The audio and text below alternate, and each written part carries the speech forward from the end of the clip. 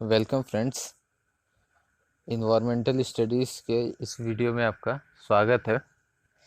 तो आज हम लोग जो वीडियो बना रहे हैं वो तीसरे यूनिट, जो हम लोग का वायु प्रदूषण वाला चैप्टर था, एयर पोल्यूशन वाला चैप्टर जो हम लोग का था, उस पर ट्यूटोरियल थर्ड जो मैंने आप लोग को दिया था, उस ट्यूटोरियल थर्ड को मैं आप लोग को सॉल्व कराऊंगा। उस पर जो इम्पोर्टेंट क्वेश्चंस मैंने आप लोग को जो दिए हैं बताने के लिए, ये हमारा आज उस पर वीडियो रहेगा।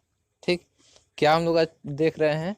यूनिट थर्ड, एयर पॉल्यूशन, जिसको हिंदी में वायु प्रदूषण कहते हैं, उस चैप्टर के कुछ क्वेश्चंस को हम लोग आज देखेंगे। क्लियर है? तो पहला क्वेश्चन जो हम लोग का है वो है, वायु प्रदूषण के स्रोतों का एक विस्तृत वर्गीकरण।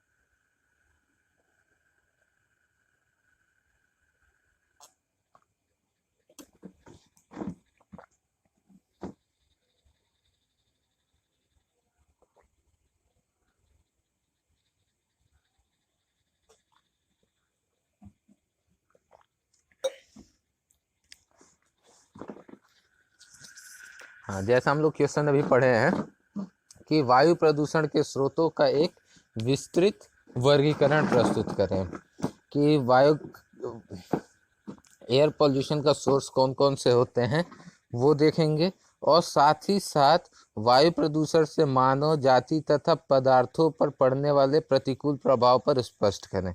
तो पहला क्वेश्चन हम लोग क्या है? Source of air pollution and effects of air pollution on human, plants and material. ठीक है, पहला क्वेश्चन हमारा ये था।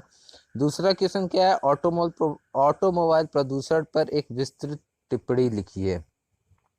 ये क्वेश्चन क्या कहना चाह रहा है कि किस तरीके से ऑटोमोबाइल, ऑटोमोबाइल माने व्हीकल्स, चाहे वो हमारा कार हो गया, चाहे ट्रक हो गया, चाहे ट्रेन हो गया, चाहे एरोप्लेन हो गया, चाहे जो भी चीज़ें आती हैं, उससे किस तरीके से हमारा इन्वायरमेंट प्रदूषित हो रहा है वो देखना है। और तीसरा क्वेश्चन है, वायु प्रदूषण की नियंत्रण पर टिप्पणी लिखिए, कि how to control air pollution, explain it, कि किस तरीके से एयर पॉल्यूशन को हम कंट्रोल कर सकते हैं वो देखना है। चलिए, तो पहला क्वेश्चन जो हम लोग का है, पहले उसको आप लोग को इंग्लिश में कन्वर्ट करके भी मैं लिख देता हूँ, कि जो इंग्लिश वाले भाई लोग होंगे उनको कोई समस्या ना हो।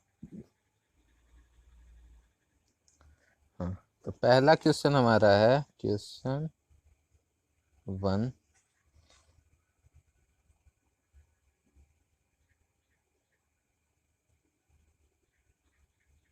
अरे यार, बहुत बड़ा दिखा रहा है।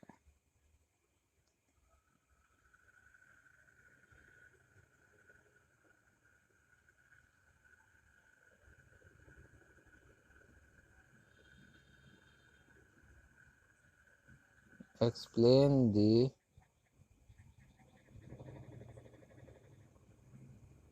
Source of air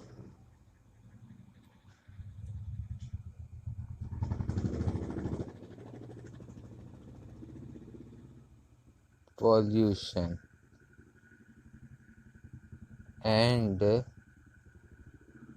write the effect on human, plants and material.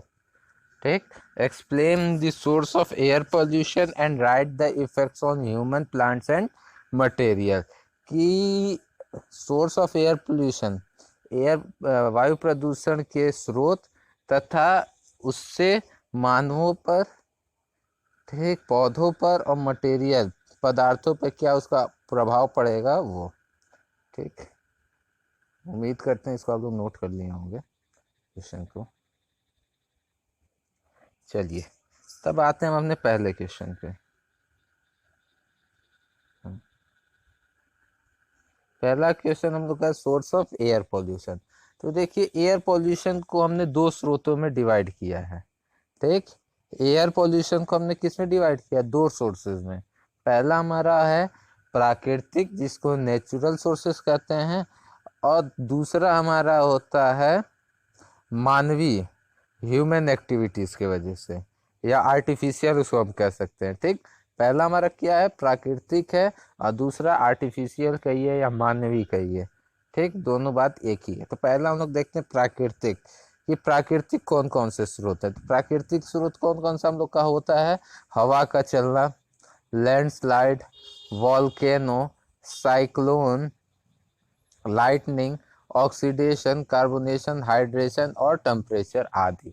ठीक, तो सबसे पहले हम आते हैं हवा का चलना, कि किस तरीके से हमारा हवा चलेगी तो हमारा जो है एयर पॉल्यूट होगा, किस तरीके से। देखते हैं, देखिए जब आपका हवा तेजी से फ्लो करेगा, बहेगा, तो उस हवा में के जरिए जो आपके कोलाइडल पार्टिकल्स होंगे, कोलाइडल पार्टिकल जैसे सैंड हो गया, ठीक, सॉइल के पार्टिकल्स हो गए, ये जो छोटे छोटे पार्टिकल्स होते हैं वो क्या होते हैं, उस हवा के साथ उड़कर एयर में क्या हो जाते हैं, मिक्स हो जाते हैं।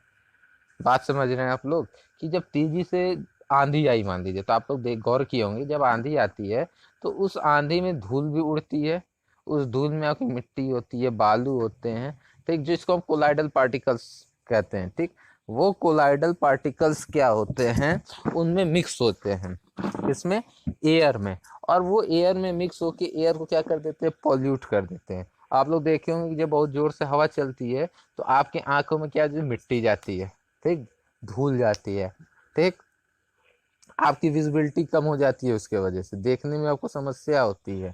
ठीक, तो ऐसे प्रॉब्लम आते हैं। जब आप सांस लेंगे तो वो धूल भरी मिट्टी जो होगी, धूल जो होगा, हमारे शरीर में जाएगा, नाक के जरिए और फेफड़े में जाएगा, जिसकी वजह से हमको डिजीज हो सकती है, बीमारी हो सकती है।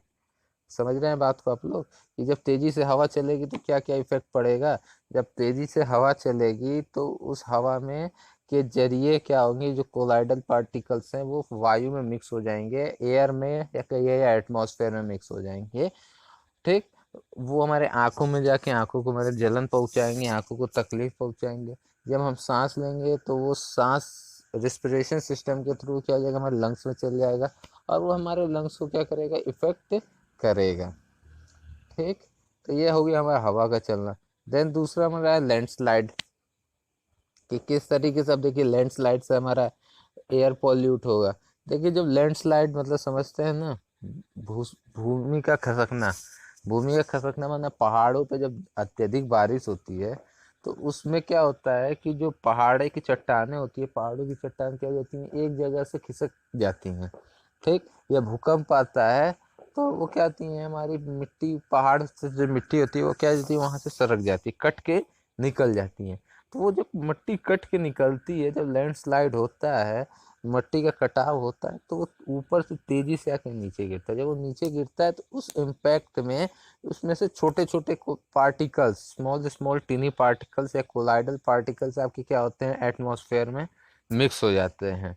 ठीक, फिर वही सेम प्रॉब्लम जो हमारी तेज हवा वाली थी, कि वो जब टीनी टीनी पार्टिकल्स एटमॉस्फेयर में मिक्स होते हैं तो देन वो हमारे आंखों में जाएंगे, रिस्पिरेशन सिस्टम के थ्रू, रिस्पिरेशन प्रोसेस के जरिए वो क्या होगा, हमारे फेफड़ों में जाएंगे, हमको विभिन्न विभिन्न तरीके के डिजीज होने की संभावनाएं रहती हैं, हमको बहुत सारी प्रॉब्लमों को फेस करना पड़ता है। These problem are comes. ठीक, अब हमारा तीसरा वॉल्केनो इरप्शन।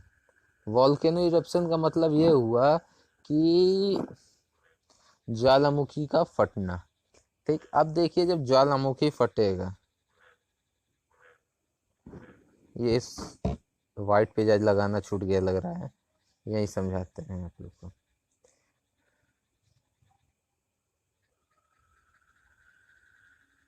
देखिए जब वॉल्केनो इरप्शन होगा, ज्वालामुखी फटेगा, तो तीन चीजें निकलेंगी। पहला हमारा निकलेगा धूल,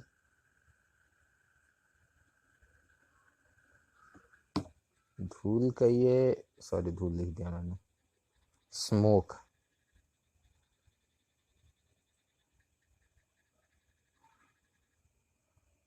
ठीक। दूसरी चीज निकलेगी इसमें से आपका फ्लाई एश,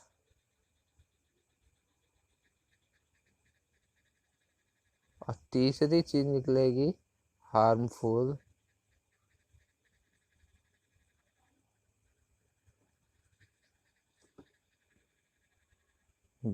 गैस और हीट, HEAT है।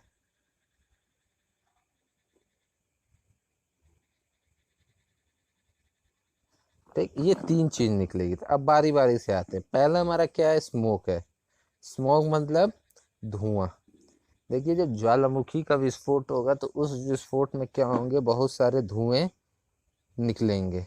और कौन कौन से हमारे धुओं में, उस धुओं में हमारे हार्मफुल गैस होगा। कौन कौन सा हार्मफुल गैस होगा, CO2, CO, SO2, ETC। ठीक। पहला हमारा जो हार्मफुल गैस निकलेगा वो हमारा होगा कार्बन डाइऑक्साइड। ठीक। जब ये कार्बन डाइऑक्साइड प्रोड्यूस होगा, उसमें से निकलेगा, तो ये कार्बन डाइऑक्साइड एटमॉस्फेयर में जाएगा, और एटमॉस्फेयर में जाके कार्बन डाइऑक्साइड के परसेंटेज को क्या कर देगा, इंक्रीज कर देगा। जो हमारा कार्बन डाइऑक्साइड 0.03% है, वो 0.03% से इंक्रीज करेगा। जैसे कार्बन डाइऑक्साइड की मात्रा इंक्रीज होगी, हम जानते हैं कि आपका उस जगह के एटमॉस्फेयर का टेम्परेचर क्या कर जाएगा, इंक्रीज कर जाएगा। ये चीज मैंने आप लोग को कई बार बताई है कि जब कार्बन डाइऑक्साइड की मात्रा बढ़ेगी, देन वहां के एटमॉस्फेयर का टेम्परेचर ये क्या हो जाएगा, बढ़ जाएगा। मतलब carbon dioxide is proportional to temperature. जब जब कार्बन डाइऑक्साइड की मात्रा में बढ़ोतरी होगी, तब तब आपका वहाँ पे क्या होगा, टेम्परेचर बढ़ेगा। और साथ ही साथ हमारा जो साइकिल है, ऑक्सीजन और कार्बन डाइऑक्साइड के बीच का जो साइकिल है, वो साइकिल हमारा डिस्टर्ब होगा, जिसकी वजह से एयर हमारा क्या हो जाएगा, पॉल्यूट हो जाएगा। मैंने क्या बताया पॉल्यूशन का मतलब, कि फिजिकल चेंज, केमिकल चेंज या बायोलॉजिकल चेंज जब भी हो तो हमारा क्या होता है, पॉल्यूशन कहलाता है। तो यहाँ देखिए आपका केमिकली चेंज हो रहा है। ठीक। कार्बन डाइऑक्साइड और ऑक्सीजन के बीच में कुछ ऐसे लफड़े हुए कि जिसके वजह से उनके बीच में क्या हुआ, चेंजेज हुआ। और वो चेंजेज हमको जब हार्म पहुंचाएगा, तो वो चेंज क्या हो जाएगा, पॉल्यूशन के रूप में कन्वर्ट हो जाएगा। देन वो पॉल्यूशन हमारा क्या कहलाएगा, एयर पॉल्यूशन, वायु प्रदूषण कहलाएगा। ठीक है बात। अब हम बात करेंगे कार्बन डाइऑक्साइड के बाद, अब आएंगे कार्बन मोनोऑक्साइड। ठीक। अब ये हमारा क्या है, carbon monoxide, CO। It's most harmful gas in the atmosphere. ठीक। ये आपका कार्बन डाइऑक्साइड से भी ज़्यादा हार्मफुल गैस है। इस गैस के वजह से ही ग्रीन हाउस इफेक्ट या ओजोन डिप्लीशन जैसे प्रॉब्लम हमको फेस करने पड़ते हैं। ठीक। ये जब ऊपर जाएगा एटमॉस्फेयर में, तो ये किस तरीके से हमारे एटमॉस्फेयर को पॉल्यूट करता है, ये मैंने एयर पॉल्यूशन वाले चैप्टर में आप लोगों को डिटेल में बताया था। ठीक। तो दूसरा हमारा कौन सा गैस हो गया, कार्बन मोनोऑक्साइड। देन हमारा निकलेगा सल्फर डाइऑक्साइड। सल्फर डाइऑक्साइड में बताया था कि क्या होता है, कि सल्फर डाइऑक्साइड की मात्रा बढ़ने से ये ऊपर एटमॉस्फेयर में जाके क्लाउड में क्या हो जाता है, मिक्स हो जाता है, बादलों में ये हो जाता है हमारा क्या, मिक्स। ठीक। और जब ये बादलों में मिक्स हो जाता है, तो उसके बाद जब बादल जाके कहीं वो ही बादल बरसते हैं, तो वो उसमें जाके बादलों में पता है क्या करता है, वाटर की एसिडिटी को इंक्रीज कर देता है। पानी की एसिडिटी को इंक्रीज कर देता है। मैंने क्या बताया था कि फ्रेश वाटर की एसिडिटी 200 mg पर लीटर से 600 mg पर लीटर के बीच में होना चाहिए। 600 हमारा एक्सेप्ट 200 हमारा एक्सेप्टेबल है, 600 परमिजिबल है। जैसे ही 600 के पार जाएगा, वो हमारा रिजेक्टेबल वैल्यू हो जाएगी। ठीक। तो जब ये SO2 जाएगा क्लाउड में, तो उस क्लाउड में जो वाटर है, उन वाटर की एसिडिटी, ठीक, को क्या कर देता है, इंक्रीज कर देता है। और जब वो क्या कहते हैं, एसिडिटी इंक्रीज कर जाएगा, तो वाटर एसिड में कन्वर्ट हो जाएगा। वो हमारा जो पानी है, वो हमारा किस में कन्वर्ट हो जाएगा, एसिड में। ठीक। और जब वो बादल जाके कहीं पे बरसेगा, जब वो बादल जाके कहीं बरसेगा तो उसके वजह से क्या होगा, अम्लीय वर्षा वो कहलाएगा। ठीक। जब वो बादल जाके एक जगह से दूसरी जगह बरसा तो वो बारिश कौन सी आपकी कहलाएगी, एसिड रेन, अम्लीय वर्षा। क्योंकि उस बादल में जो पानी है वो एसिड के रूप में, अम्ल के रूप में कन्वर्ट हो गया है। ठीक। और जब एसिड रेन होगा तो उसका हार्मफुल इफेक्ट क्या होगा, मटेरियल का क्या होगा, इरोजन होगा। ठीक। प्लास्टर उखड़ने लगेंगे, कलर चेंज हो, जो आप पेंटिंग करा रहेंगे पेंटिंग चेंज होगा, मटेरियल्स जो होंगे उसमें इरोजन होने लगेगा। हमारे स्किन पे वो बारिश पड़ा तो हमको डिफरेंट डिफरेंट टाइप की बीमारियां होने की संभावना रहती है। ऐसे बहुत से हमको प्रॉब्लम क्या होने जाएंगे, फेस करने पड़ सकते हैं।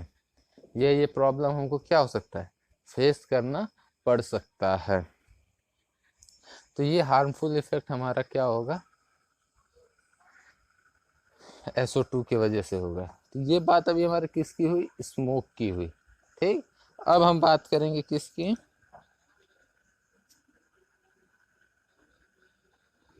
स्मोक के बाद मैंने क्या बताया था आप लोग को,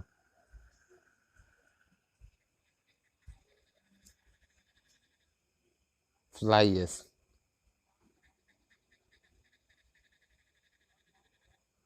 ठीक। अब फ्लाइएस से क्या होता है अब ये देखते हैं। देखिए फ्लाइएस मैंने आप लोगों को बताया ही था। अब देखिए जब ज्वालामुखी फटेगा तो उसमें से क्या कहते हैं, धुआं तो निकलेगा निकलेगा, साथ ही साथ राख भी निकलेगा। ठीक। राख भी भरपूर मात्रा में निकलेगा।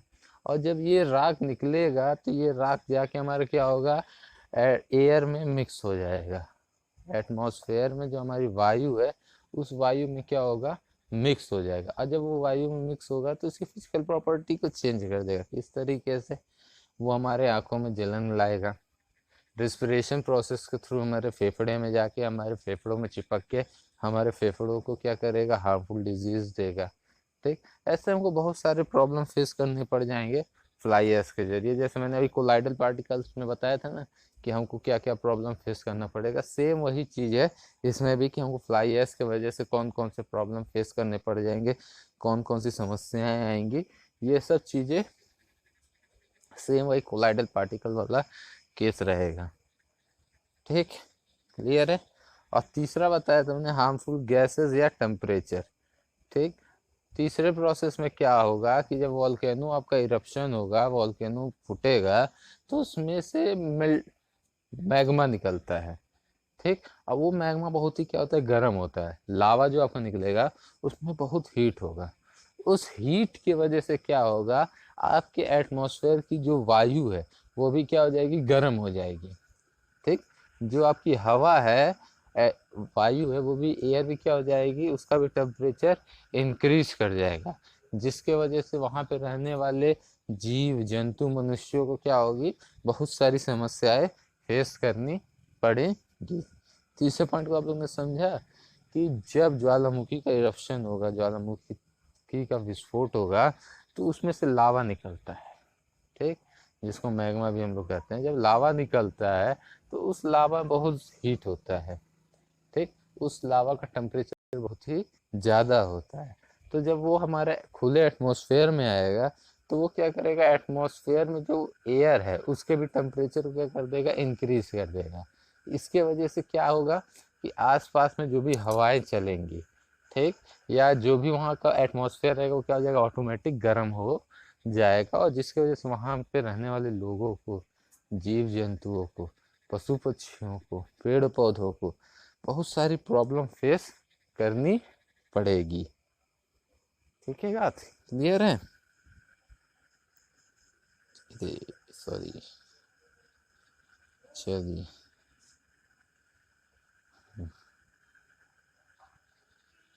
बात होगी वॉल्केनो की। अब हम बात करेंगे चक्रवात की। चक्रवात वाला भी केस वही है वायु का। जब हाई साइक्लोन आएगा तो उस साइक्लोन में क्या होंगे, हमारे कोलाइडल पार्टिकल्स उड़ेंगे। और वो कोलाइडल पार्टिकल्स उड़ के क्या होंगे, एयर में मिक्स हो जाएंगे। और एयर में मिक्स होकर वो हमारे क्या करेंगे, कई तरीके की डिजीज दे देंगे। जो मैंने अभी चीज़ आगे बताई थी वही चीज़ है।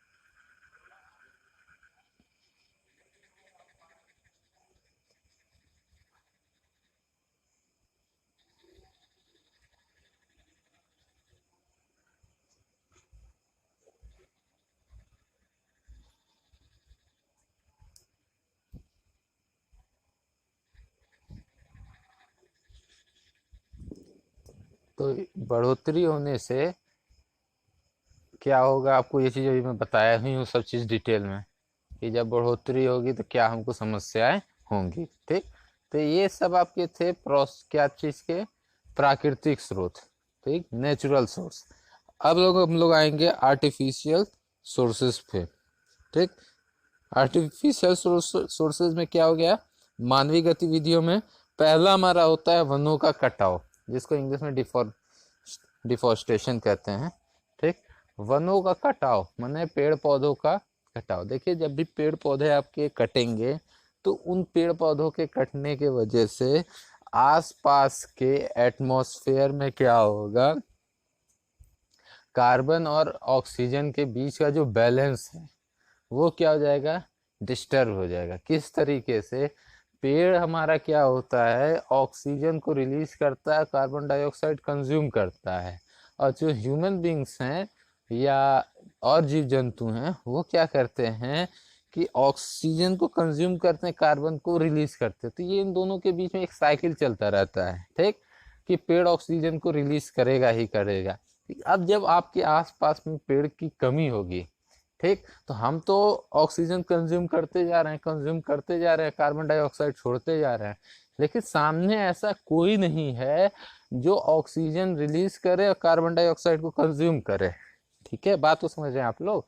तो इसके वजह से क्या हो जाएगा कि हमारे एटमॉस्फेयर में, हमारे एयर में ऑक्सीजन की मात्रा क्या हो जाएगी, कम हो जाएगी, और कार्बन डाइऑक्साइड की मात्रा इंक्रीज कर जाएगी।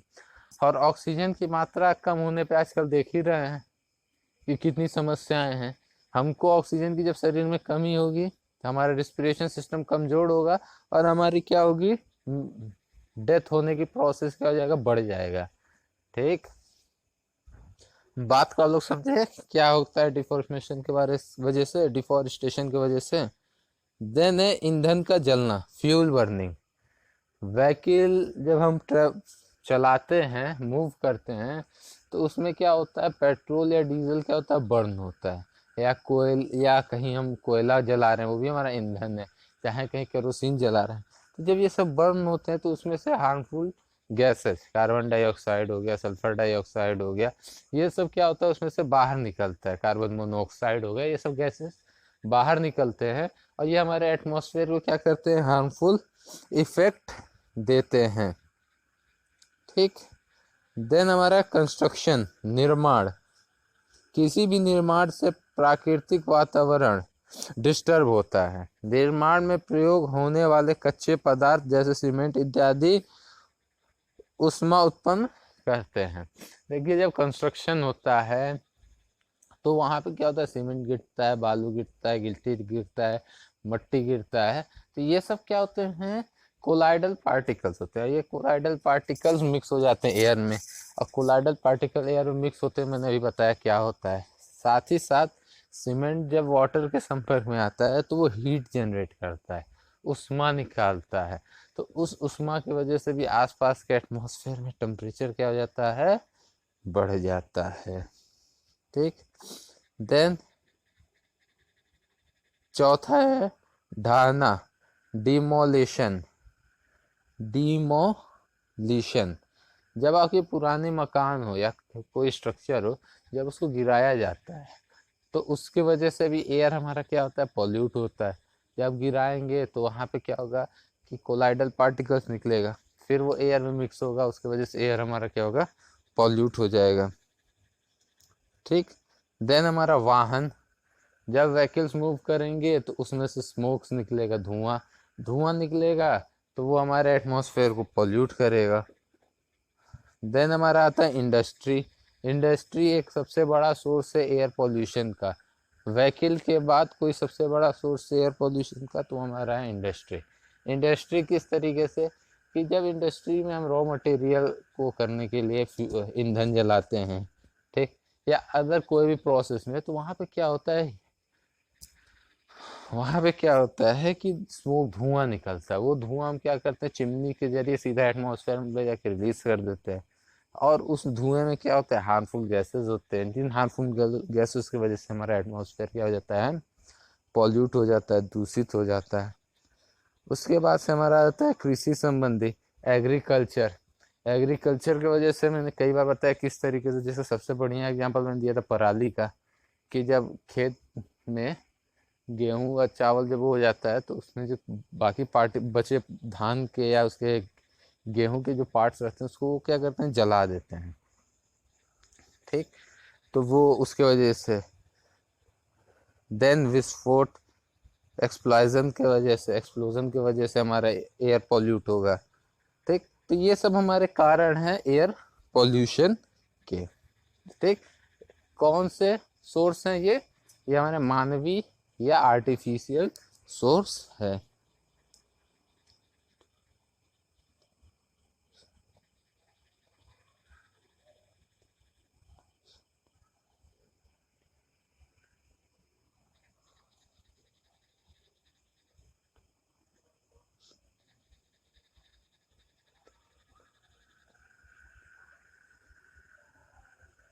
ठीक, अब आइए हम लोग आते हैं अपने दूसरे क्वेश्चन पे।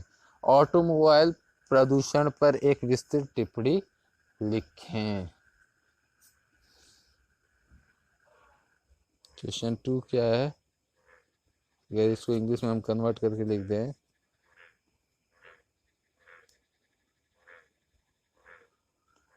How to air is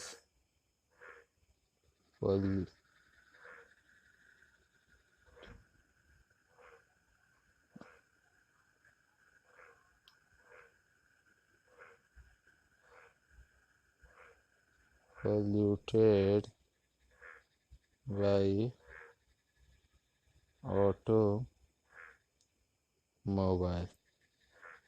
automobile, automobile की बात करें तो ऑटोमोबाइल मतलब व्हीकल्स हो गए।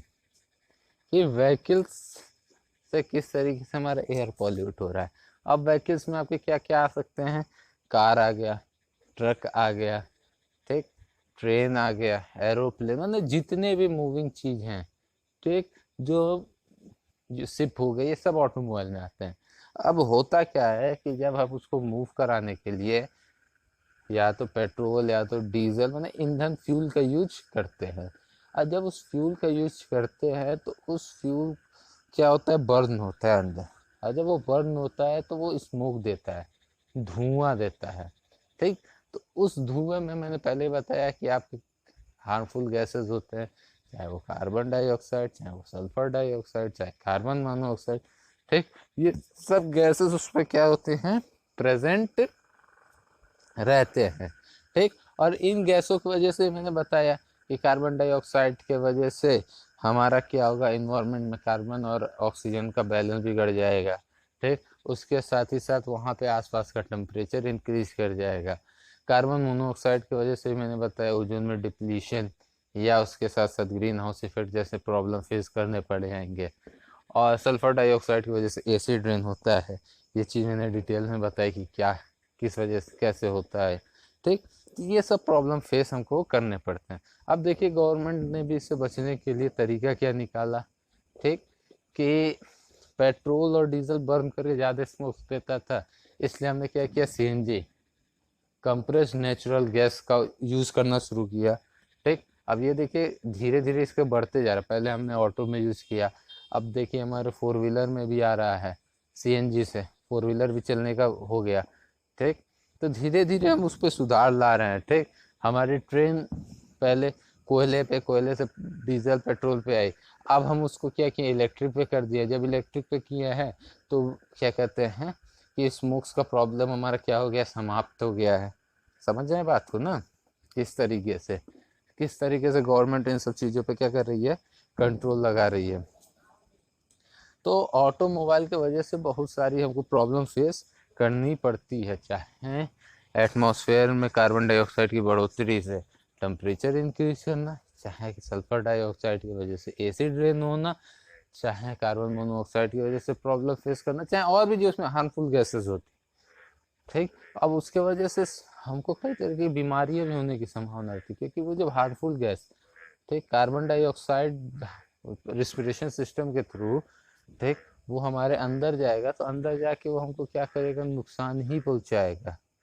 ठीक, जिसकी वजह से हमारे अंदर में ऑक्सीजन की क्या होगी, कमी हो जाएगी, हमको बहुत सारी प्रॉब्लमों को फेस करना पड़ जाएगा।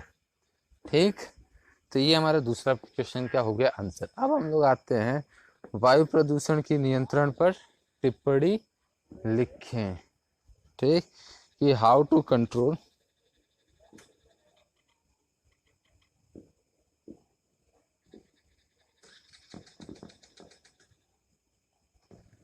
हाउ टू कंट्रोल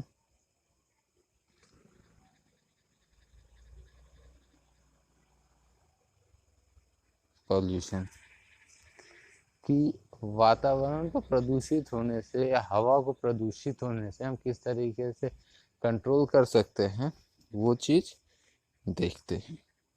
चलिए,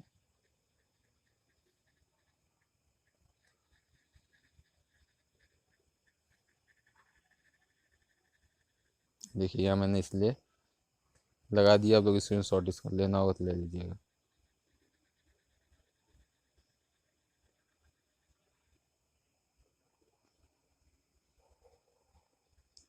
ठीक, अब पहला क्या है, पहला क्या है, घरों में धूम्र रहित ईंधनों के उपयोग को बढ़ावा देना चाहिए। ठीक, देन हमारा दूसरा है कारखानों की स्थापना पर्यावरण प्रभाव के आकलन के पश्चात हो। ठीक, तीसरा है स्वचालित वाहनों से उत्पन्न उत्सर्जन में कमी करने के लिए वाहनों का कम से कम प्रयोग व उचित रखरखाव के साथ सीमा सहित पेट्रोल व एवं का प्रयोग किया जाना चाहिए। ये तीनों पॉइंट्स आप लोग जान समझ रहे होंगे कि घरों में धूम्र रहित ईंधनों का हम प्रयोग करें, ऐसे ईंधन प्रयोग करें जिसमें कम से कम हमारी क्या हो, स्मोक निकले। पहले लकड़ियों पे खाना बनाया जाता था, ठीक, अब हम लोग एलपीजी बना रहे हैं जिससे हमारा क्या हो रहा है, कम से कम स्मोक्स निकल रहा है। ठीक, कारखानों की स्थापना पर्यावरण प्रभाव के आकलन के पश्चात करें, कि जब किसी कारखाना इंडस्ट्री को बैठा है तो उसका पहले एकदम हम जो भी हमारी गाइडलाइन है पॉल्यूशन से रिलेटेड, वो सब जब वो सारी गाइडलाइन को फॉलो करे देन हम उस इंडस्ट्री को परमिट दें। ठीक, उसके बाद से स्वचालित वाहनों में जैसे जो वाहन है उसमें पेट्रोल की जगह ऐसा कुछ यूज करें जिसकी वजह से कम स्मोक निकले। ठीक, चौथा है उद्योगों में चिमनी की ऊंचाई समुचित होनी चाहिए जिससे दूषित गैसों से आसपास का वातावरण प्रदूषित ना हो। जो इंडस्ट्री में चिमनी हम लगाते हैं उसकी ऊंचाई हमको अधिक रखनी चाहिए, ताकि अगर उसका चिमनी का वो नीचे रहेगा तो स्मोक हमारे आसपास के एटमॉस्फेयर में ही फैल जाएगा, इंडस्ट्री का जो धुआं होगा। लेकिन जब ऊंचा रहेगा तो वो धुएं को ले जाके ऊंचाई पे छोड़ेगा।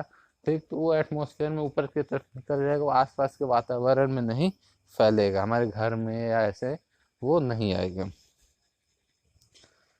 ठीक, मतलब वृक्षरोपण, पेड़ को अधिक से अधिक लगाएं। ठीक, साइकिलिंग के प्रयोग पर बल दिया जाए। ठीक, व्हीकल में हमारे यहाँ साइकिल भी आता है जो सबसे सेफ होता है एटमॉस्फेयर में, एटमॉस्फेयर को पॉल्यूट करने से वो बचाता है, साथ ही साथ हमको हेल्दी भी रखता है, फिट भी रखता है। ठीक, तो हम कार बाइक छोड़ के साइकिलिंग करें, साइकिल चलाएं, जिसके वजह से एटमॉस्फेयर भी कम पॉल्यूट हो और साथ ही साथ हमारा क्या रहे, फिटनेस भी बना रहे। जो हम लोग जिम में जाके पैसा बर्बाद करते हैं वो चीज़ हमारी क्या होगी, बचत रहे, हमारा शरीर भी फिट रहे। ठीक, और हमारा क्या हो, एटमॉस्फेयर भी सेफ रहे। तो ये तीन क्वेश्चंस थे। ठीक, तीन क्वेश्चंस को मैंने आप लोग को समझाया, बताया, हर चीज़ को एक्सप्लेन अच्छे से किया। ठीक, और ये तीनों इम्पोर्टेंट क्वेश्चन है एग्ज़ाम के पॉइंट ऑफ व्यू से एनवायरमेंटल स्टडीज़ में। ठीक, तो इस चीज़ को समझाने की मैंने अच्छे से कोशिश की, आप लोगों को बताने की अच्छे से कोशिश की। ठीक, एयर पोल्यूशन के चैप्टर पर मैंने वीडियो बना ही चुका था। ठीक, लेकिन मैंने कुछ उसके इम्पोर्टेंट क्वेश्चन पे भी आप लोग को वीडियो बना के दे दिया कि एक आप लोग का रिकॉल भी हो जाए और इम्पोर्टेंट क्वेश्चन भी आप लोग जान जाए। ठीक है, तो आज हम लोग इतना ही देखेंगे। आज के लिए धन्यवाद।